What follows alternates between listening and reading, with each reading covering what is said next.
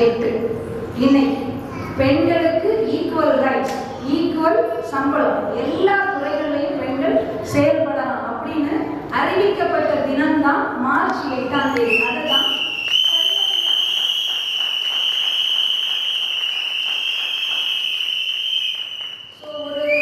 ஒரு நாள் 2 நாள் போராடாம பல வருட போராட்டத்துக்கு பிறகு பல தலைமுறைகள் தாண்டி தான் இந்த போராட்டத்தை நம்ம சக்சஸ் பண்ணி வெற்றியை கையில வாங்கின நாள்.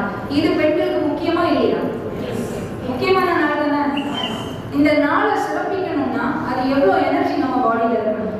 இது துக்க நாளாகவும் கொண்டாடலாம், சந்தோஷமாகவும் கொண்டாடலாம். ஏன்னா பல உயிர்கள் இறந்த தினம், அதே நேரம் நம்மளுக்கு விடுதலை கிடைத்த தினம், ரெண்டுமே இந்த நாள்ல இருக்கு.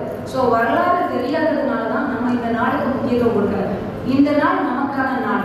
பாரதியார் கூட 1910 பெண்கள் பத்தி கவிதை எழுதி வச்சிருக்காரு. ஒரே ஒரு கவிதை, பாரதி கண்ட புதுமை பெண்.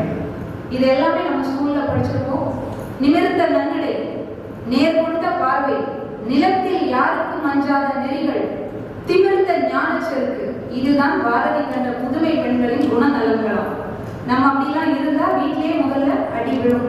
அவரோட கனவு தான். ஆனா அவர் பெண்களுக்கு ஒரு பாதையை காட்டிட்டு ஆண்களுக்கு ஒரு விஷயத்த சொன்னார். அது இன்னைக்கு வரைக்கும் பெருசா பேசப்படல.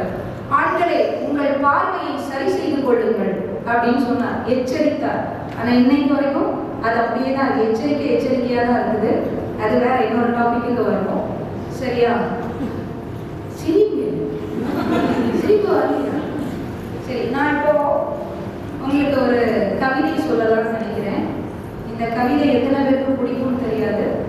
சரி, பிடிச்சிருந்தா பாராட்டுங்க. சரியா?